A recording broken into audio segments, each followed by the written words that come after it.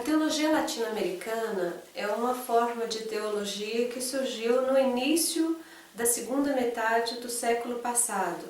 Ela é considerada uma teologia contemporânea e também chamada de teologia contextual. Recebe vários nomes: teologia contextual, teologia radical. Ela surgiu na forma de uma teologia da libertação e da teologia da missão integral. Na realidade é uma teologia só, porque elas de certa forma compartilham de um mesmo método, só que existindo de duas maneiras, ou a partir de duas vertentes, que seria a teologia da libertação, conhecida como TDL, e a teologia da missão integral, conhecida como TMI.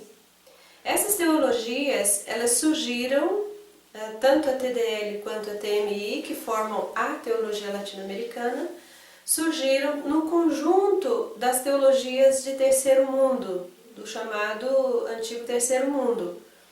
Então, na década de 60, um pouco antes disso, elas já vinham sendo gestadas a partir de eventos que vinham sendo organizados na América Latina, na África, na Ásia, e alguns deles que tiveram como origem, de certa forma, mais remota, a Conferência Internacional de Evangelização em Edimburgo, em 1910.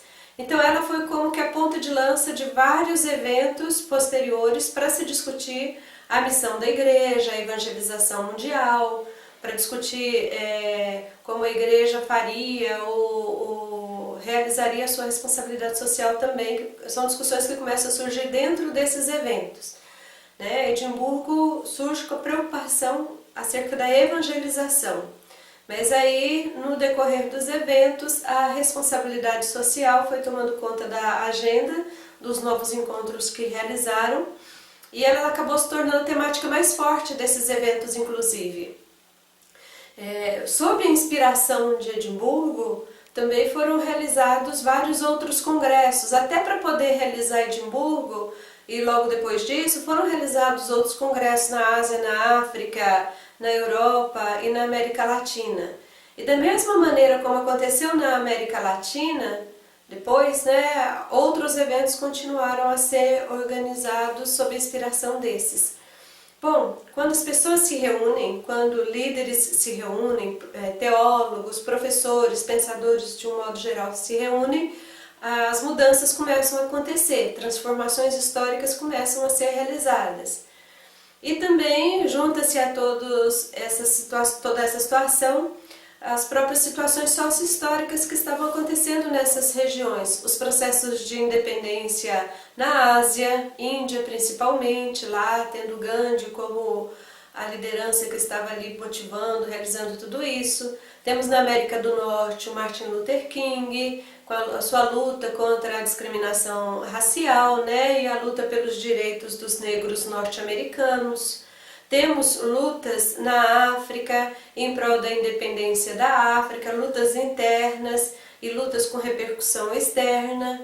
Temos na América Latina também toda uma movimentação social que já começa na primeira metade do século passado, e por volta de meados do século passado e logo depois ela se intensifica e a América Latina entra numa espécie de convulsão aqui política, social, de muitos movimentos libertários promovidos pela juventude, pelos estudantes, por operários, em prol da reforma agrária, pelos camponeses, pelos artistas aqui no Brasil. O movimento artístico foi muito forte, foi muito grande aqui no Brasil, teve muita repercussão, principalmente na época do golpe militar, da ditadura militar. Então houve uma manifestação artística e de nível intelectual também muito forte. Os movimentos socialistas cresceram na América Latina, principalmente no âmbito universitário. As ciências sociais que estavam se fortalecendo, estavam se acendendo nessa época também, serviram de motor, de força para impulsionar esses movimentos, trazendo para cá as teorias que se desenvolviam na Europa e de certa forma disseminando no meio estudantil, e o meio estudantil reagindo a isso na forma de movimentos diversos.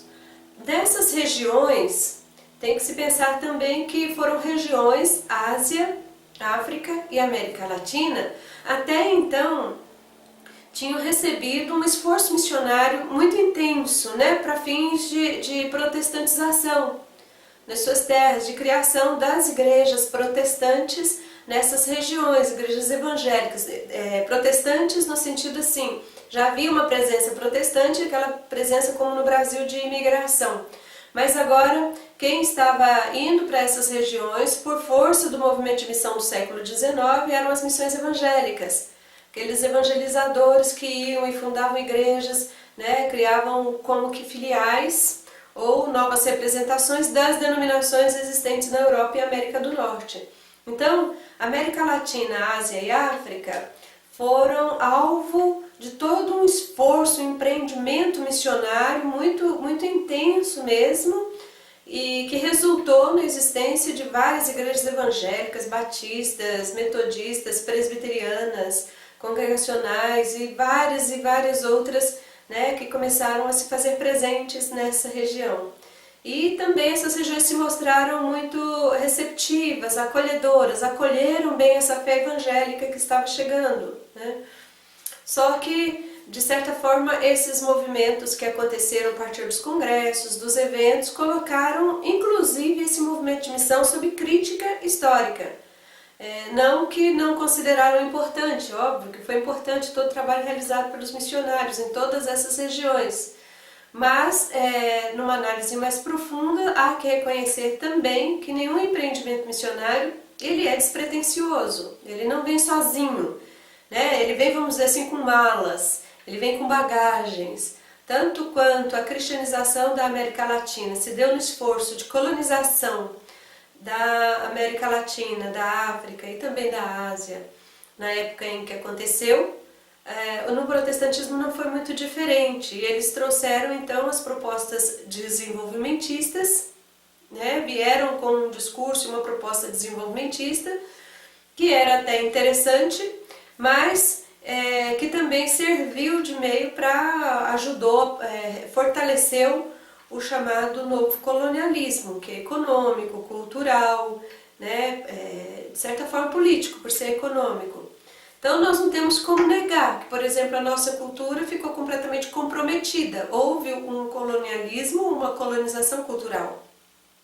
Isso nós experimentamos no dia a dia, tentando resgatar novamente, trazer de volta nesse momento histórico que estamos vivendo, essa nossa luta constante, por trazer de volta elementos da nossa cultura, a fim de podermos conferir uma maior identidade, né, para a nossa igreja, para o nosso culto, para a nossa adoração, para o nosso jeito de fazer missão. E esse é um processo longo, porque ela foi, de certa forma, como é que a gente diria, suplantada, ela foi, de certa forma, desconsiderada em relação a outras culturas que vieram, ou negadas, talvez esse tenha sido um processo maior, de negação da nossa cultura, como profana, como não digna de ser um receptáculo do Evangelho de Jesus Cristo na forma evangélica que estava vindo. Então, até as nossas tribos, aldeias indígenas, hoje estão tentando fazer esse caminho de volta, recuperação cultural mesmo, até recuperação da língua, muita coisa se perdeu nesse processo de colonização cultural. E isso não foi muito diferente na economia, já que o movimento missionário veio numa época em que no Brasil, por exemplo, o governo brasileiro estava investindo bastante em políticas até externas para fins de promover um desenvolvimento do Brasil mais acelerado. E o movimento de missão ajudou muito nisso também, colocando a gente numa relação de dependência muito forte de países mais ricos. Essa foi a conclusão a que a crítica latino-americana, de teólogos mesmo, chegaram, né, que houve um processo interessante de evangelização, de protestantização, de trazer para cá igrejas de uma mentalidade de fé muito interessante. Só que ao mesmo tempo serviu a essa outra causa por tabela, né? Então nós temos que separar as coisas, né, não desconsiderando a importância do trabalho missionário, mas não jogar toalhas quentes sobre esse outro problema, porque é um problema que temos que resolver e que a igreja é chamada a resolver. E que a fé cristã foi chamada a se posicionar e a resolver, e a enxergar para poder resolver. Bom, é nesse contexto que surge a teologia latino-americana. Ela é uma teologia crítica, então ela surge dessa crítica aí, observando, olhando, querendo enxergar o problema mesmo, né, e buscar respostas para isso, mas sem abandonar, no caso da teologia da missão integral, sem abandonar aquilo que ela considerou o mais interessante dessa situação toda, que era a fé protestante, a fé evangélica, e dentro da tradição evangélica, então, construir uma forma de teologia que correspondesse mais às nossas demandas, aos nossos problemas contextuais, do nosso contexto. A teologia latino-americana, ela surge de fato, né, oficialmente, porque até então ela vinha sendo gestada. Então ela surge oficialmente na década de 60, final da década de 60 e na realidade início dos anos 70. Ela foi oficializada, a Teologia da Libertação, na CELAM, né, na Conferência Episcopal dos Bispos Latino-Americanos, e a Teologia da Missão Integral por meio da criação da Fraternidade Teológica Latino-Americana, que se deu por meio de uma reunião promovida após o Congresso Latino-Americano de Evangelização, o primeiro Congresso Latino-Americano de Evangelização. Então, esses dois eventos, né, a publicação do livro Teologia da Libertação, do Gustavo Gutierrez, e a CELAM, e por outro lado, inauguram aí nesse caso a Teologia da Libertação, e por outro lado, a criação da Fraternidade Teológica Latino-Americana, né, as duas.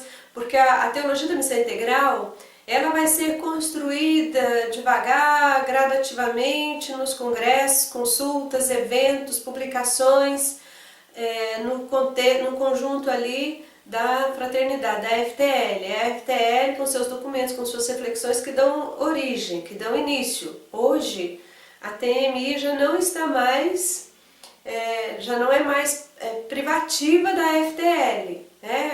Uma teologia é assim mesmo, se cria e ela ganha asas, né? Então a teologia da missão integral hoje não é um pensamento privado da FTL, ele já saiu desses âmbitos, já vem sendo discutidas em meios ecumênicos, já vem sendo discutidas em universidades, em faculdades, objeto de pesquisa, e muitas das reflexões que estão sendo desenvolvidas nem chegam ao conhecimento da própria FTL, nem há necessidade disso, porque ela não é propriedade de ninguém, de nenhum fórum, de nenhuma organização, de nenhuma pessoa. Né? É isso que está acontecendo, senão não é missão integral, ou seja, aquela que integra, né? Aquela que envolve, aquela que abrange, senão não é isso.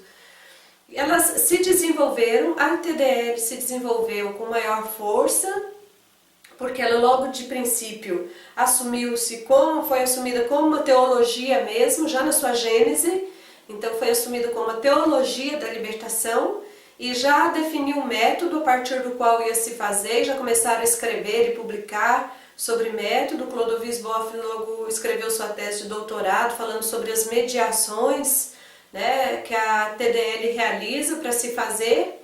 Definiram o ver, julgar e agir como o método ou o modo a partir do qual se fazem.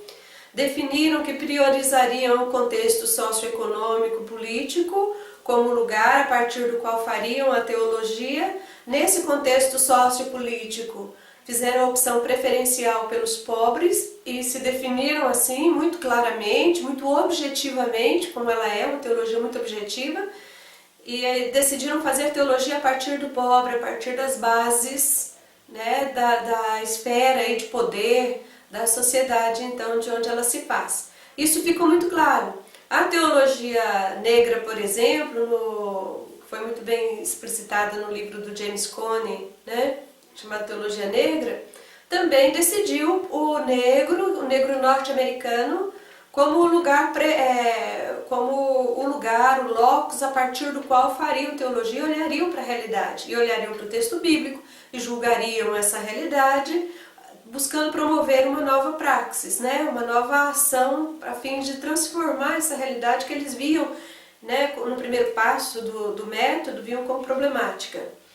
ou seja, ver a realidade com a mediação das ciências sociais e julgar essa realidade à luz das escrituras em um processo hermenêutico também mediado pelas ciências sociais e atuar, agir para fim de transformação daquilo que eles viram e analisaram, né?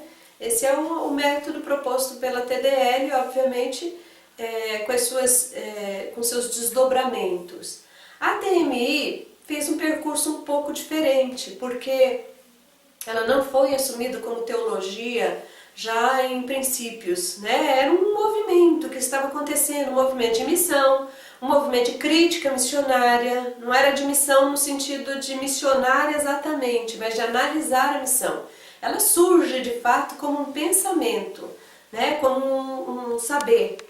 E ela se propõe então a analisar e fazer a crítica ao movimento de missão que foi realizado na Ásia, na África, mas principalmente na América Latina, né? Fez essa análise, essa volta, né, para a história, tentar analisar isso e ver onde houve os problemas, os erros e, obviamente, preocupados com o contexto, ou seja, nós temos um contexto, nós temos uma realidade. Como foi que o movimento missionário contribuiu para que essa realidade estivesse do jeito que está agora? Então, na década que ela surgiu, na época que ela surgiu, estava havendo várias situações, por exemplo, a teoria da dependência econômica, né? Proposta inclusive pelo nosso antigo presidente, né, o Fernando Henrique. Concluíram que o Brasil, não só o Brasil, mas os países da América Latina, não só os países da América Latina, mas esses países considerados na época subdesenvolvidos ou em desenvolvimento, depois, estavam de certa forma dependentes economicamente dos países mais ricos e que isso se deu por força de todas aquelas políticas, né, de desenvolvimentistas que com o discurso de desenvolvimento mais fizeram foi criar uma relação de dependência. Então essa era a teoria do momento e eles começam a se perguntar como é que o movimento missionário contribuiu nessa relação de dependência.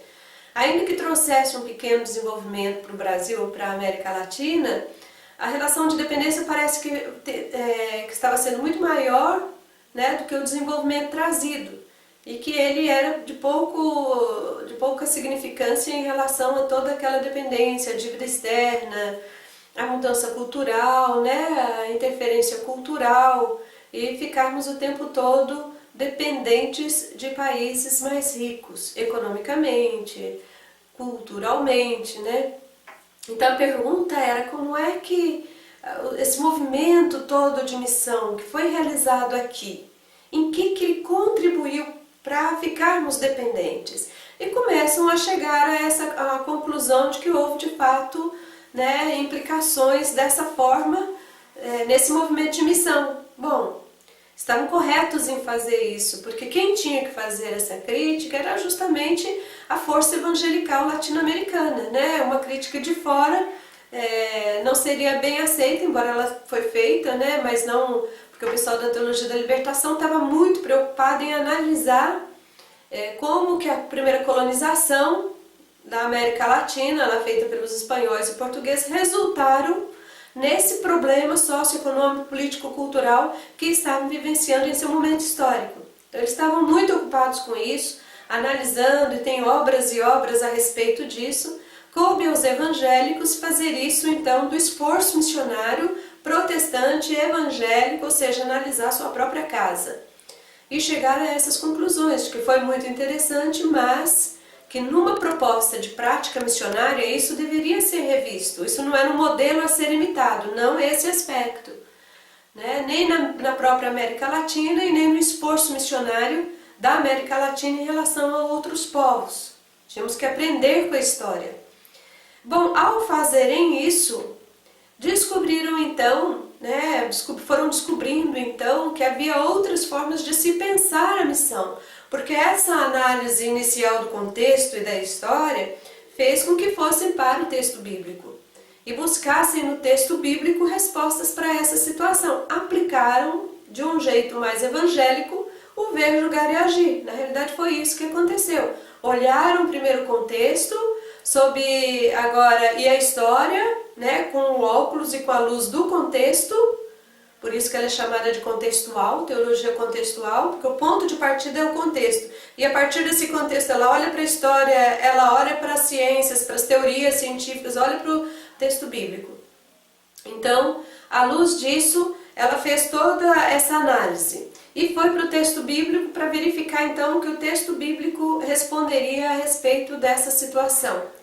Bom, a conclusão que chegaram é que a missão da igreja é muito mais ampla, muito mais abrangente do que aquilo que vinha sendo então praticado. Que a missão da igreja ela tem que envolver os vários aspectos da realidade, porque quando você foca só um aspecto da realidade, pode cair nesses problemas, né? Que as missões do século XIX caíram. Então você tem que olhar, né, o aspecto social, você tem que olhar o aspecto social de um modo amplo, não somente do ponto de vista do poder, né, ou dos poderes, daqueles que estão dominando os povos, ou no poder político, ou no poder econômico, ou no poder intelectual. Não somente desse ponto de vista, mas tem que se olhar também, como faz a TDL, assumidamente, do ponto de vista das bases. Como é que o povo está enxergando tudo isso? Como é que isso está afetando a vida do povo também? E tem que se olhar também do ponto de vista ambiental, tem que se olhar do ponto de vista cultural, como é que tudo isso está afetando a cultura, o que é a cultura, qual a importância dela para a questão da identidade de um povo, né? E até mesmo para o serviço a Deus. Ou seja, tem vários aspectos da realidade que não estavam sendo abordados, né, ou envolvidos na missão da forma como deveriam. É por isso que no decorrer das reuniões e das publicações eles vão devagar tentando esclarecer o que seria uma missão que corresponde de fato ao contexto, portanto aos evangelhos. Seria uma missão integral, que integra, né, que envolve, que abrange os vários aspectos da realidade e da vida humana, e cada vez quanto mais melhor. Não podemos abarcar tudo, mas no mínimo temos que ter essa preocupação de ter um ponto de vista integrador, temos que olhar aquilo que a gente dá conta de olhar e abranger na nossa teologia, no nosso pensamento. Bom, aí tem uma série de desdobramentos que a gente pode ir, que podemos vir a tratar mais sobre esse assunto. Mas por aí já fica mais ou menos para você poder refletir, ler alguns textos, né, de teólogos da missão integral, e tenho certeza que você vai compreender bem melhor, né, esse assunto, bem como ler textos também da teologia da libertação, que são formas, teologia da missão integral, teologia da libertação, são formas de teologia latino-americana. Até!